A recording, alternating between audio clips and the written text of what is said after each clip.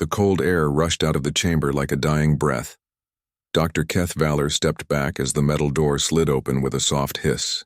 Inside the white cylinder, frost covered everything like a winter morning. But there, lying perfectly still, was something the galaxy had not seen for 300 years. A human. "Incredible," whispered Keth, his 6 eyes blinking in sequence as he studied the figure. The human male looked young, maybe in his 30s. His dark hair was covered with ice crystals, and his skin had the pale blue tint of deep cold sleep. But he was whole, perfect, untouched by time. The other scientists crowded around the chamber. Zara Minx, the team's technology expert, ran her scanner over the sleeping figure. Her readings made her gasp. "His body shows no decay at all," she said, her voice filled with wonder. "The preservation is complete. Every cell is intact." Commander Zix Thornfield pushed through the group. He was tall for his species, with gray skin and the proud bearing of a military officer. His uniform was perfect, as always. When he spoke, everyone listened. "How long has he been asleep?" Zix asked. Keth checked his readings again. "The chamber's log shows he was sealed in the year 2387. That makes it 460 years. The number hung in the air like smoke. 460 years ago, humans still ruled this part of the galaxy.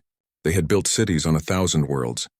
Their ships had traveled to places other species feared to go.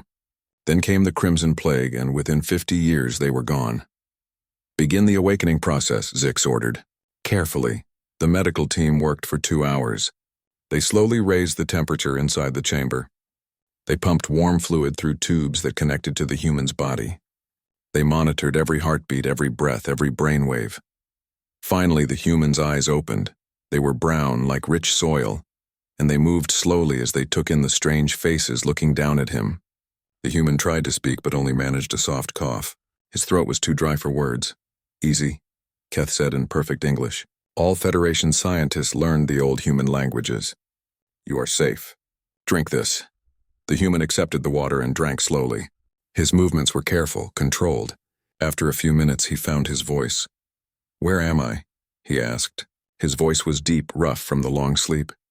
"You are on Earth," Keth replied, "in what used to be called North America.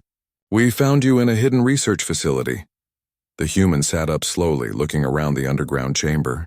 Ancient human technology covered the walls. Lights that had burned for centuries still glowed softly in the darkness. "What year is it?" the human asked. 47 by your old calendar," Zix answered. The human's face went very still. His eyes showed no emotion, but something changed in the way he held himself. It was subtle, like a weapon being quietly prepared for use. "My name is Jake Morrison," he said calmly. "I was a systems engineer for the Deep Space Exploration Program. I volunteered for long-term cryosleep for a mission to the Andromeda Galaxy." Keth made notes on his datapad. A real human with a real name in history. The discovery would make him famous across the galaxy. "Jake," Keth said carefully, "I need to tell you something difficult. Your species, humans, they are extinct." Jake's expression did not change. He simply nodded once as if he had expected this news. "The Crimson Plague?" he asked. "Yes, it spread too fast. By 2440 there were no human worlds left." Jake was quiet for a long moment. When he spoke again, his voice was steady. "Who controls the galaxy now?" "The Galactic Federation," Zix said with pride. 12 species working together in peace. We have maintained order for over 2 centuries. And you found me by accident?" "We were studying human ruins," Keth explained. "Your people left behind incredible technology. We are always hoping to understand how humans built such advanced systems." Jake nodded thoughtfully. "I would like to learn about this Federation of yours, and I would like to know what happened to Earth." Over the next few hours, the scientists told Jake everything. They explained how the Federation had formed after humanity's extinction. They described their peaceful society, their advanced medicine, their exploration of new worlds. They showed him images of the great Federation cities, the council chambers where 12 species made decisions together. Jake listened to everything. He asked simple questions about population sizes, military strength, and trade routes. The scientists thought he was just curious about the new world he had awakened to. They did not notice how his questions followed patterns, like someone building a map in his mind. When the tour of the facility was complete, Zix made an announcement. Jake Morrison, as the last known human, You are under the protection of the Galactic Federation. We will take you to our capital world, Nexus Prime. There, the Council will decide how best to care for you. Jake smiled for the first time since awakening. It was a warm smile, friendly and grateful. Thank you, Commander. I appreciate your kindness. But Zara Minx, who had been watching Jake carefully, noticed something that made her uneasy. While Jake had been listening to their stories, his eyes had been studying everything else. The weapons the guards carried, the communication devices, the way the scientists moved and spoke to each other. It reminded her of something her grandfather had once told her about humans. They had not conquered most of the galaxy by being the strongest or the fastest. They had done it by being the smartest, by seeing things other species missed, by understanding their enemies better than their enemies understood themselves. As the group prepared to leave the ancient facility, Zara moved closer to Keth. Doctor, she whispered, are we sure this is wise? What do you mean? Taking him to Nexus Prime, letting him see our capital, our government, our military. Keth looked at Jake, who was examining a piece of human technology with the casual expertise of someone who understood exactly how it worked. He is alone, Keth said quietly, the last of his kind. What harm could one human do? Zara did not answer, but she remembered another thing her grandfather had said about humans. The most dangerous human was never the one leading an army. It was the one standing alone with nothing left to lose and everything left to learn. As they boarded the Federation ship that would take them to Nexus Prime, Jake Morrison looked back once at the Earth that had been his home. His brown eyes held no sadness, no grief for his lost species. Instead, they held something that would have terrified the Federation scientists if they had recognized it. They held the patient, calculating look of a predator that had just awakened to find itself in a world full of prey. The Federation ship New Dawn cut through space like a silver knife. Inside his guest quarters, Jake Morrison sat by the window watching stars drift past. To anyone observing him, he looked like a man lost in grief for his dead species. The truth was very different. Jake was counting ships. In the past 3 days of travel, he had seen 47 Federation vessels. Most were cargo ships, slow and poorly defended. A few were patrol boats with light weapons. Only 2 had looked like serious military craft, and even those seemed built more for show than for war. A soft chime announced a visitor. Dr. Keth Valor entered, carrying a tray of food and wearing his usual expression of scientific curiosity. How are you feeling today, Jake? Keth asked, setting the tray down. Better, thank you. Jake smiled sadly. It's hard to accept that everyone I knew is gone, but your people have been very kind. Keth made notes on his datapad. Emotional responses within normal human parameters, he muttered to himself. Then louder. Jake, I was wondering if you might answer some questions about human technology, for historical purposes. Of course. Keth produced a small device, something that looked like a cross between a tool and a weapon. We found thousands of these in human ruins, but we have never understood how they work. Jake took the device and turned it over in his hands. It was a standard military multi-tool, the kind every human soldier had carried. He could have built one from scrap metal in an hour. This is interesting, Jake said, pretending to study it. I think it might be some kind of repair tool. As he spoke, his fingers found the hidden activation switch. The device hummed to life, projecting a small holographic display that made Keth gasp with excitement. Incredible. How did you know how to activate it? Lucky guess, Jake lied smoothly. The design is familiar. Humans always liked tools that could do many jobs. What Jake did not say was that the device was also scanning Dr. Keth's biology, measuring his reaction time and analyzing the metal content of the ship around them. Information flowed into Jake's mind like water into a cup. Over the following days, Jake continued his performance. He asked innocent questions about the Federation. He showed interest in their peaceful society. He expressed amazement at their advanced medical technology and their beautiful cities. But during the night shifts, when most of the crew was asleep, Jake moved through the ship like a ghost. The Federation had excellent technology, but their security was designed to stop external threats. They had never considered that the greatest danger might come from a guest walking freely among them. Jake found the ship's main computer in less than an hour. The access codes were embarrassingly simple. Within 2 days, he had copied their entire database onto a memory device no larger than his thumbnail. What he learned changed everything. The Federation was not the peaceful paradise they claimed to be. Yes, the 12 species worked together, but they were weak, soft. They had lived so long without real war that they had forgotten how to fight. More importantly, they were being slowly eaten alive. The reports were buried deep in military files, marked with security codes that Jake cracked like eggs. For the past 50 years, something called the Hive Collective had been expanding from the outer rim of the galaxy. World after world had gone dark. Entire star systems had been consumed. The Federation's response had been pathetic. Diplomatic missions that ended in silence. Military expeditions that never returned. Peace talks with creatures that apparently did not understand the concept of peace. Jake read the tactical reports with growing amazement. The Federation fought like children playing with their parents' weapons. No understanding of strategy, no grasp of enemy psychology, no willingness to do what was necessary to win. They were going to lose. Badly. On the 4th day of travel, something happened that made Jake's blood sing with possibility. He was in the ship's engineering section, supposedly getting a tour from the chief engineer, when alarms began screaming throughout the vessel. Red lights flashed. The deck plates vibrated under their feet. "What's happening?" Jake asked, putting on his best expression of concern.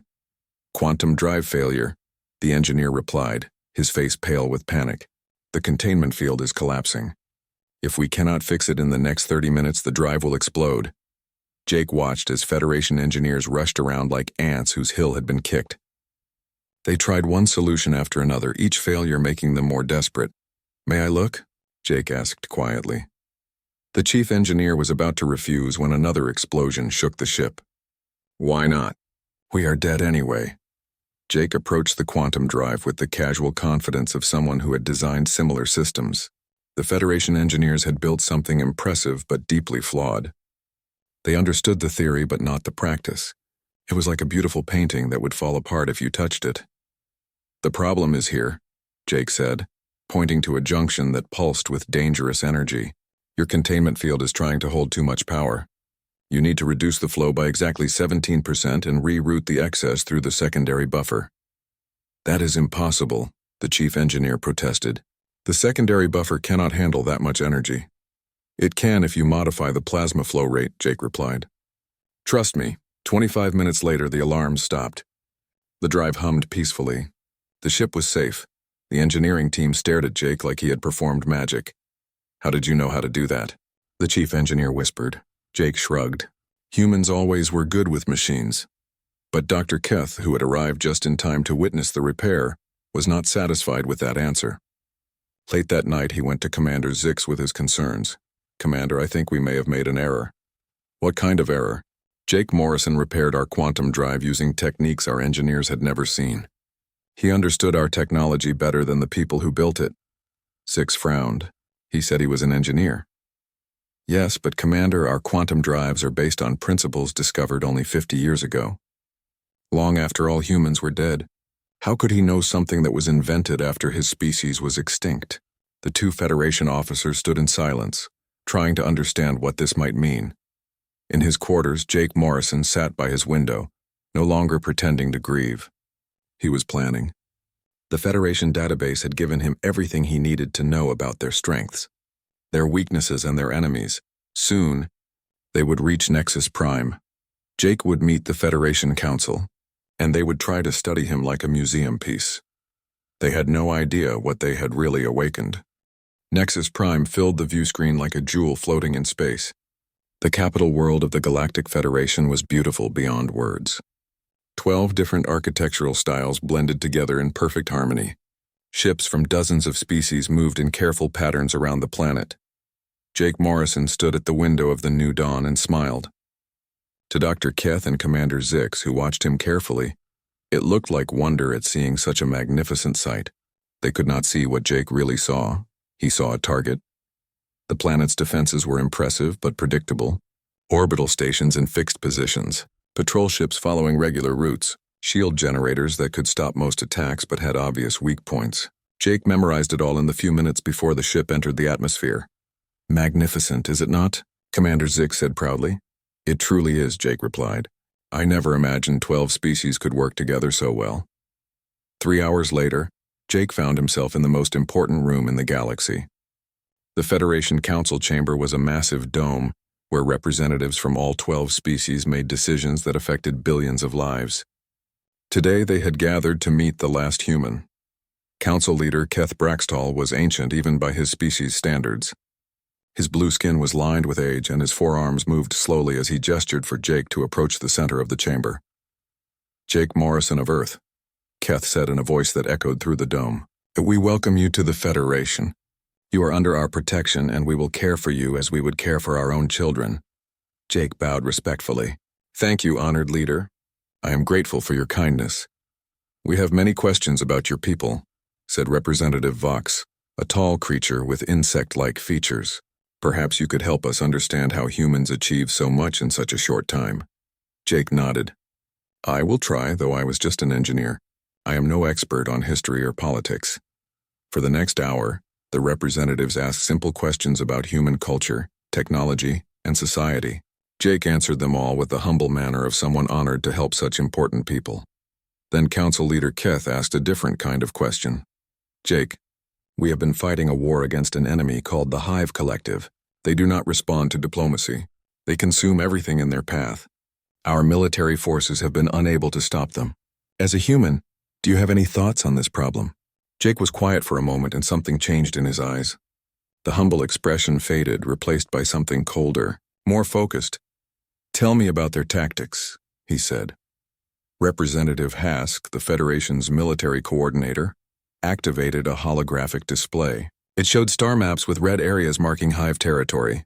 "They attack with massive swarms," Hask explained. "Thousands of ships at once. They overwhelm our defenses through pure numbers. We have tried everything.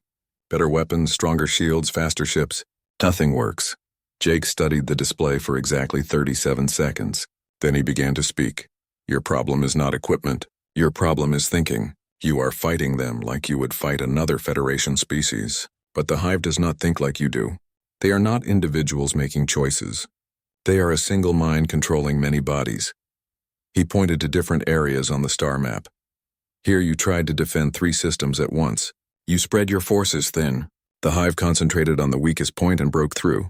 Representative Hask nodded. "Yes, but how could we have known which system they would attack? You should have abandoned 2 systems and made the third impossible to take. Force them to waste time and resources on a target that costs them more than it gains them." Jake pointed to another area. "Here you sent a fleet to attack their supply lines. But the Hive does not have supply lines like you do. They consume resources as they go. You attacked empty space while they conquered 3 more worlds." The council members began to look uncomfortable. Jake was describing their failures with perfect accuracy, even though these were highly classified military operations. "How do you know these details?" Council Leader Keith asked carefully. Jake smiled, and for the first time it was not a warm smile. "Because I read your files. All of them. Your security systems are very advanced. But humans wrote the original code that your systems are based on. We always left ourselves ways to get back in." Silence filled the great chamber. 12 species, billions of years of combined evolution, the most advanced civilization in the galaxy, and they had been outsmarted by 1 human in less than a week. Representative Vox spoke first. "That information was protected by military-grade encryption. Your military-grade encryption is based on mathematical principles that humans discovered. We know its weaknesses because we put them there on purpose." Commander Zix, who had been standing quietly near the chamber entrance, stepped forward. "What are you saying?" Jake turned to face the entire council, and his humble mask finally fell away completely. What stood before them was not a grateful refugee. It was something they had never encountered before. "I am saying that you woke up the wrong species," Jake said calmly. "Humans did not rule most of the galaxy because we were lucky. We did it because we were better at war than anyone else, better at strategy, better at seeing what our enemies would do before they did it, better at doing what was necessary to win." He gestured at the holographic display showing the Hive expansion. "Your Hive Collective is not some unstoppable force. They are just insects with spaceships. But you cannot beat them because you do not understand what war really is. You think war is about having better weapons. War is about understanding your enemy and yourself." Representative Hask's voice shook. "Are you threatening us?" "No," Jake said. "I am explaining to you why you should be very careful about what you do next." He walked slowly around the chamber, looking at each representative in turn. You found me by accident.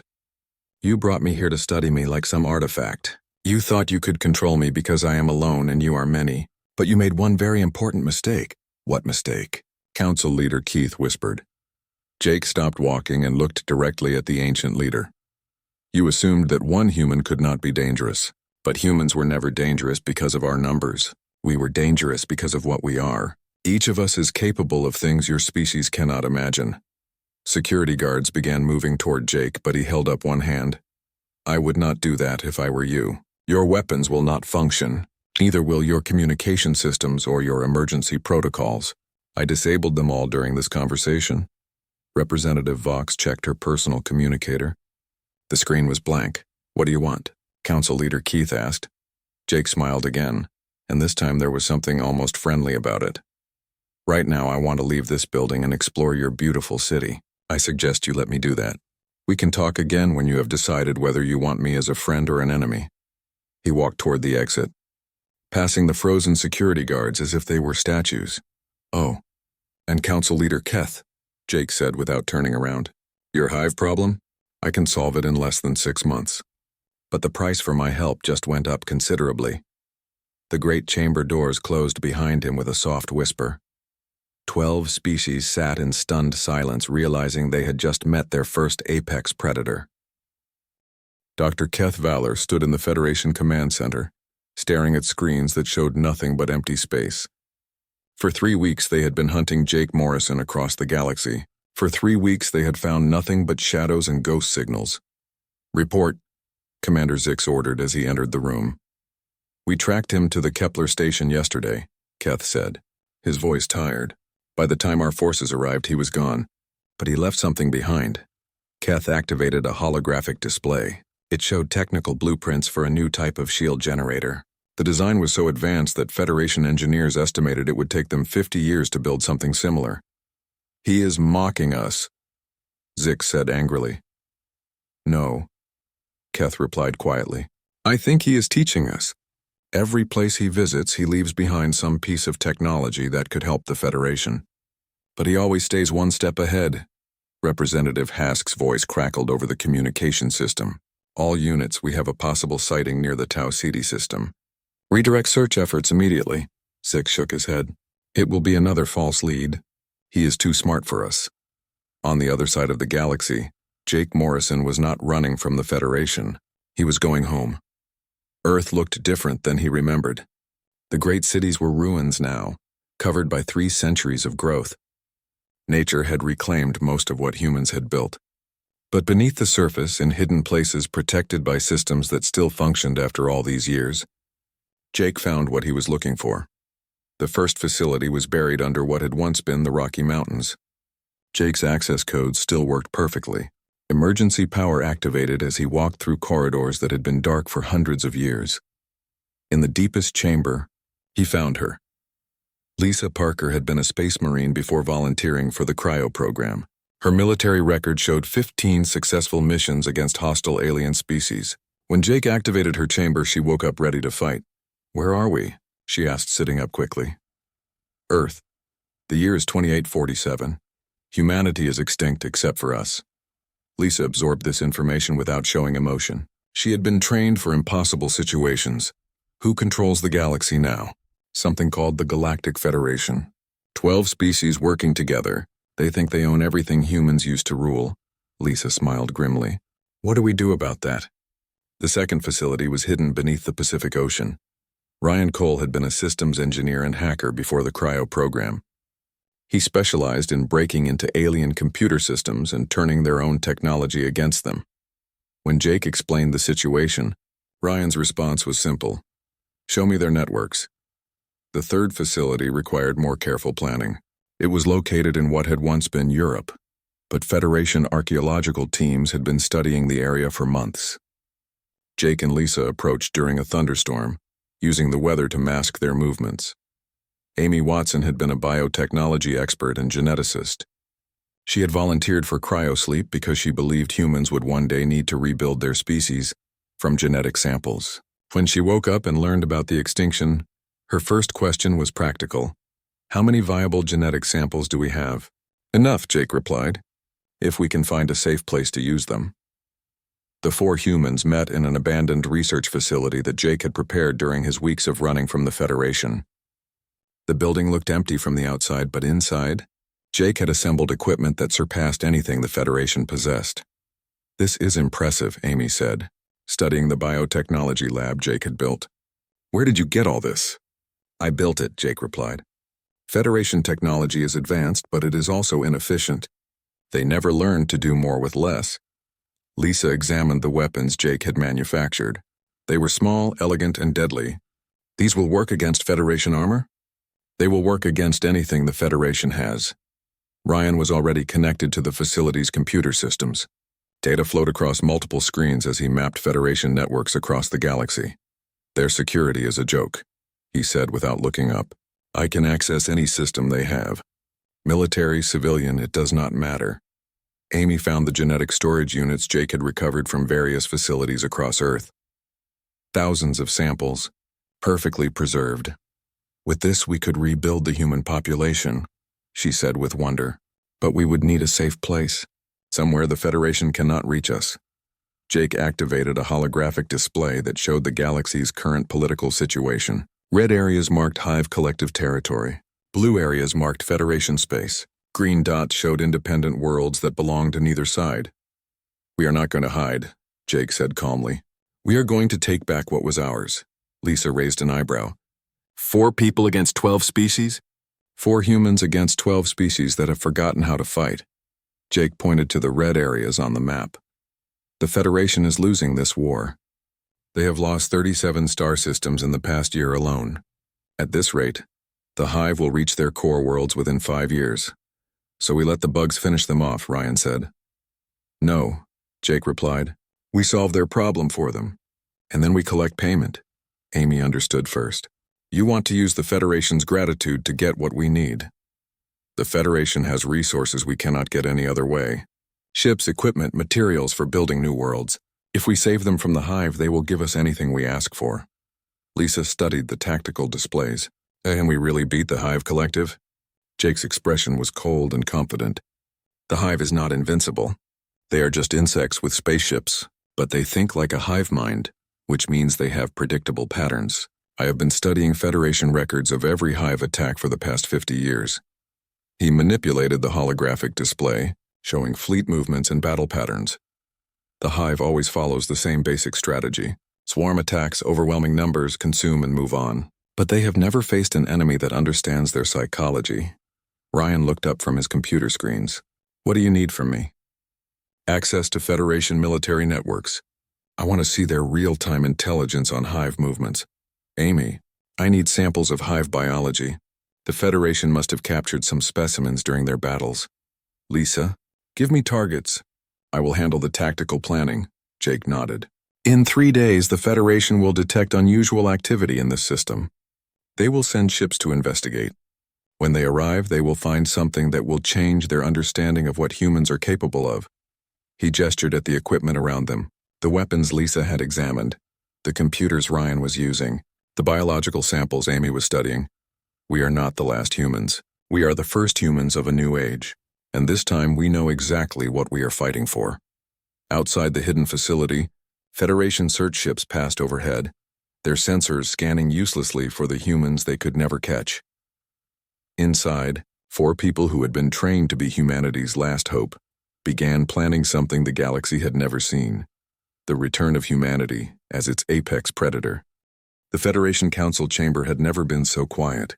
Council leader Keth Braxtall stared at the holographic message that had appeared on every screen in the building at exactly noon. The message was simple, but it made his ancient blood run cold. Council leader Keth, we need to talk. Come to the observation deck alone. You have 1 hour. Jake Morrison. Commander Zick stepped forward. Sir, this is obviously a trap. We should send security forces.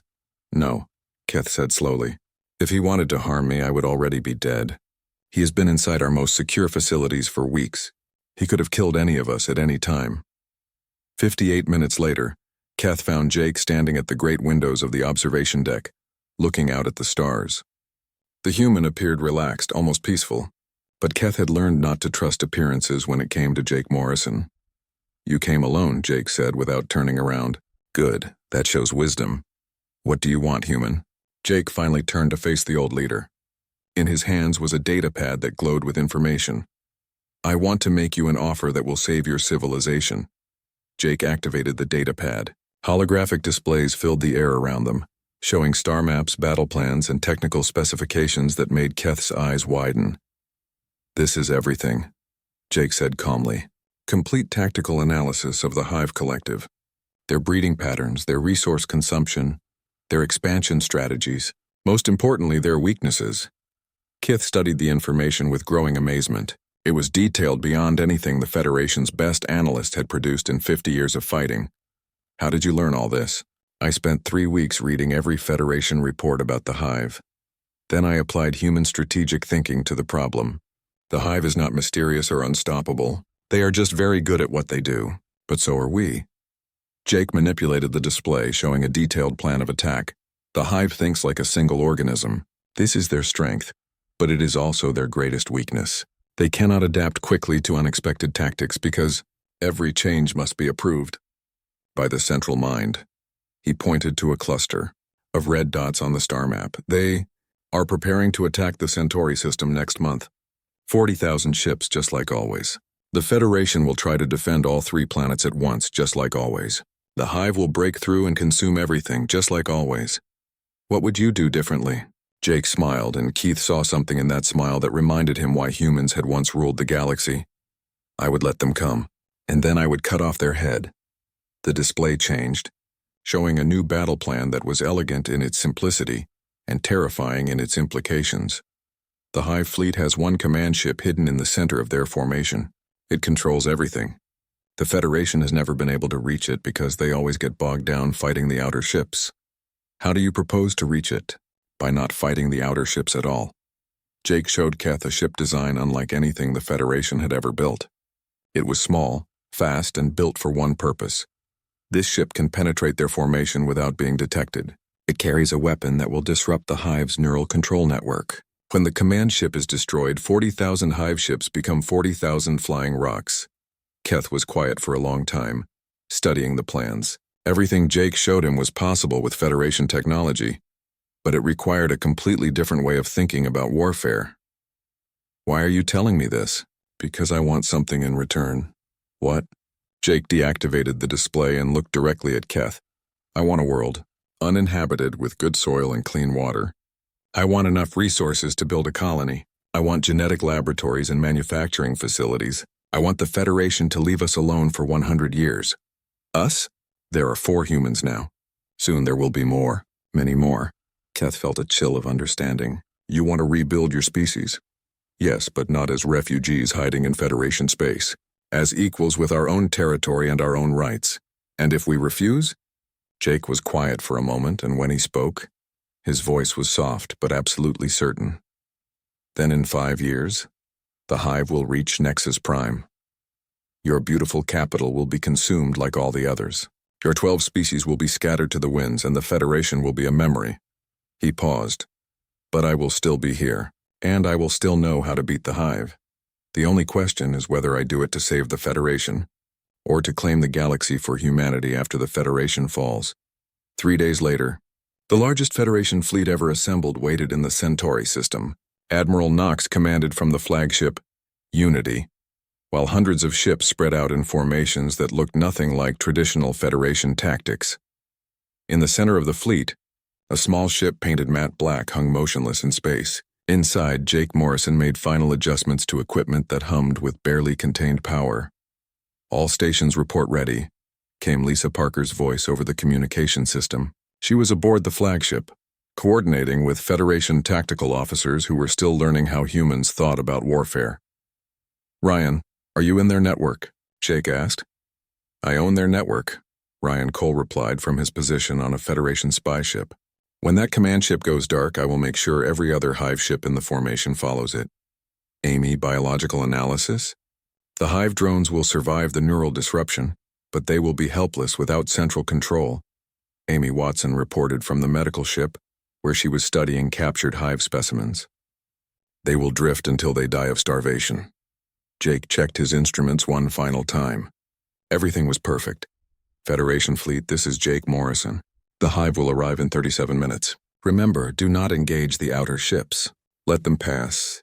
Your job is to look threatening while I do the real work. Admiral Knox's voice was tight with tension. Human, I hope you know what you're doing. Admiral, my species conquered half the galaxy before yours learned to make fire. Trust me, I know exactly what I'm doing. 29 minutes later, space filled with hive ships. 40,000 vessels moving in perfect formation, just as Jake had predicted. The Federation fleet held position, not attacking, letting the hive swarm flow around them like water around rocks. Jake's ship slipped between the hive formations like a shadow. His stealth systems, built from technology the Federation had never imagined, made him invisible to their sensors. 12 minutes later, the hive command ship died in a burst of silent light. 40,000 hive ships stopped moving as one. They drifted in space, their crews confused and helpless without the central mind that had controlled them for millennia. The battle for Centauri was over before it began. On Nexus Prime, Council Leader Keth watched the reports with wonder and terror. 4 humans had accomplished in one day what the Federation could not do in 50 years of fighting. 1 week later, construction began on New Terra, humanity's new homeworld. Jake Morrison stood on the surface of the empty planet, watching Federation ships deliver equipment for the colony. Lisa, Ryan, and Amy worked nearby, already beginning the process that would bring humanity back from extinction. The age of human dominance was beginning again. This time, they would not make the same mistakes. This time, they knew exactly how powerful they really were.